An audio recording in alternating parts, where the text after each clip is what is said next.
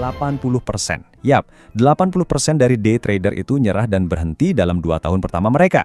Ini bukan sekedar angka acak di atas kertas ya. Ini benar-benar realitas yang keras, dingin, dan sejujurnya sangat berbahaya dari pasar retail saat ini. Kalau kalian masuk tanpa persiapan matang, wah, kalian cuma bakal jadi bagian dari statistik itu. Makanya, selamat datang di sesi pembahasan kita kali ini. Energi kita harus tinggi nih, karena kita bakal ubah tumpukan data dan riset pasar jadi senjata utama kalian. Hari ini, kita bakal membedah sumber-sumber terpercaya untuk paham gimana sih cara sejati buat bertahan di medan perang pasar finansial ini. Kita bakal bongkar habis soal proses, matematika, dan realitas yang sebenarnya terjadi di luar sana. Jadi siapkan fokus kalian, karena kita bakal bergerak cepat dan tajam. Siap? Oke, mari kita langsung bedah ini. Kita punya 4 poin utama. Pertama, realitas retail. Kedua, kita bandingin day dan swing trading. Ketiga, kita masuk ke matematika kriteria Kelly. Dan yang terakhir, mengapa proses itu jauh lebih penting daripada sekedar keuntungan. Langsung aja kita masuk ke bagian pertama, realitas investor retail. Ini dia fakta pahitnya. Nah, coba perhatikan. Secara historis, indeks S&P 500 itu secara konsisten ngasih rata-rata return sekitar 10% per tahun kan? Tapi, ada studi komprehensif dari Universitas Cambridge dan Dalbar yang nunjukin sesuatu yang lumayan bikin kaget. Performa investor retail itu benar-benar di bawah ekspektasi. Bayangin aja, swing trader rata-rata cuma dapat untung plus 2,1%, dan yang lebih parah, day trader malah minus 3,8% setelah dipotong biaya macam-macam. Artinya apa? Mayoritas investor retail itu secara harfiah lagi bertarung dalam pertempuran yang mustahil dimenangkan, kalau lawannya adalah rata-rata S&P 500. Terus, pertanyaannya, kenapa bisa begitu? Gini, pasar itu bukan kasino tempat kita bisa iseng-iseng berhadiah ya. Ini adalah medan perang berteknologi super tinggi. Riset nunjukin kalau algoritma high frequency trading atau biasa disebut HFT itu ngendaliin 50-60% dari seluruh volume perdagangan saham di Amerika Serikat. Sebagai trader retail, kalian itu nggak lagi ngelawan manusia. Kalian lagi berhadapan sama program komputer super cepat tanpa wajah yang emang hidup dari volatilitas. Mereka ini bahkan bisa memicu flash crash cuma dalam hitungan milidetik. Gila kan? Masuk ke bagian kedua, day trading versus swing trading. Mari kita pilih jalur tempur kita. Di sini kita bisa lihat kontras yang benar-benar tajam. Day trading itu super cepat, intens, dan jujur aja seringkali kacau.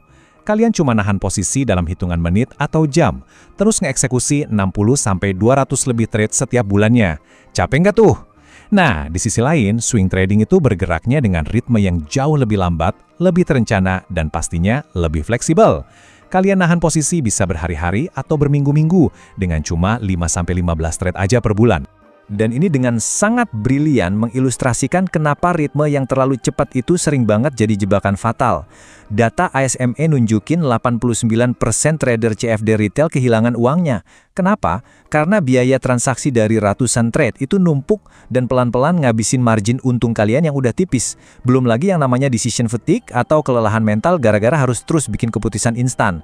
Plus, ada syarat batas modal minimum regulasi yang lumayan gede kayak $25.000 di pasar saham Amerika. Ini sih bener-bener jalan tol menuju burnout. Terus di mana dong titik keseimbangannya? Jawabannya ada di pendekatan swing trading dengan target ini, 5% sampai 10%. Dengan menargetkan return 5-10% per trade, ini jadi sebuah sistem yang bisa kalian ulang secara konsisten. Ya emang sih ada risiko gap harga yang terjadi semalaman pas pasar tutup. Tapi ritme swing trading ini ngasih kalian ruang buat bersabar. Dan yang paling penting, secara praktis, bikin kalian bisa bertahan hidup lebih lama di pasar. Sekarang, bagian ketiga, matematika kriteria Kelly. Ini dia armor atau baju besi matematika kalian buat bertahan hidup. Nah, apa yang bikin konsep ini luar biasa menarik adalah ini bukan sekedar teori trading kaleng-kaleng. Kriteria Kelly itu murni rumus matematika yang dikembangkan tahun 1956 di Bell Labs. Rumus ini bakal ngitung secara presisi berapa sih persentase modal paling optimal yang harus kalian pertaruhkan di setiap transaksi. Tujuannya apa? Buat memaksimalkan pertumbuhan eksponensial akun kalian, tapi di saat yang sama meminimalkan risiko bangkrut sampai ke angka 0. Rumus ini secara harfiah mengubah trading dari yang tadinya cuma judi pakai emosi, jadi sebuah profesi yang sepenuhnya berbasis probabilitas. Coba kita bedah matematikanya di sini ya. Di satu sisi, kalian punya yang namanya win rates atau tingkat kemenangan historis kalian. Dan di sisi lain, ada rasio risk versus reward. Kalau data itu dimasukkan ke dalam rumus Kelly, kalian bakal dapat persentase pertaruhannya. Tapi, dengerin ini baik-baik. Menggunakan hitungan Kelly secara penuh itu sebenarnya agresif banget. Makanya para trader profesional biasanya pakai taktik setengah Kelly atau seperempat Kelly. Mereka pakai pecahan ini buat ngeredam volatilitas liar dan memuluskan kurva ekuitas mereka saat mereka, dan ini pasti terjadi ya, lagi apes dan ngadepin rentetan kekalahan beruntun. Jadi, poin krusialnya itu ada di aturan emas ini. Berdasarkan prinsip matematika yang kita bahas tadi, pertaruhkan aja sekitar 1% sampai 2% dari total saldo akun kalian untuk tiap posisi trade. Kedengarannya membosankan? Ya, mungkin aja. Tapi pembatasan risiko pecahan inilah yang secara fisik bakal mencegah kalian dari meledakkan akun kalian sendiri. Matematika ini benar-benar jadi pelindung mutlak kalian. Masuk ke bagian terakhir, bagian keempat, proses di atas keuntungan, kunci psikologis dari semuanya. Sehebat apapun matematika dan statistik kalian, itu nggak bakal ada gunanya tanpa eksekusi yang super disiplin. Nah, ini dia langkah demi langkah dari proses trading yang ideal. Langkah pertama, persiapan prapasar ini buat ngerencanain semuanya sebelum tempur. Langkah kedua, eksekusi yang ketat dan tanpa emosi. Langkah ketiga, analisis pasca perdagangan dan rajin bikin jurnal. Kita harus berhenti ngelihat trading ini kayak lomba lari sprint. Mulailah melihatnya seperti kalian lagi merawat kebun atau rumah kaca. Kalian tanam benihnya, jaga kondisinya, dan awasi terus perkembangannya dengan dedikasi dan metode yang jelas.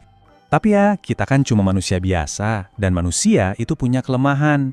Pakar psikologi trading kayak Dr. Brad Steenbarger mengidentifikasi beberapa gesekan emosional yang sering banget menghancurkan kita. Ada FOMO atau takut ketinggalan yang sebenarnya cuma bentuk perbandingan sosial. Terus dorongan irasional buat balas dendam ke pasar habis kena loss, dan susahnya memisahkan harga diri dari hasil trading kita. Nah, dengan kalian benar-benar fokus penuh pada proses dan langkah-langkah yang baru kita bahas tadi, kalian itu secara otomatis lagi menetralkan respon emosional dari otak kalian.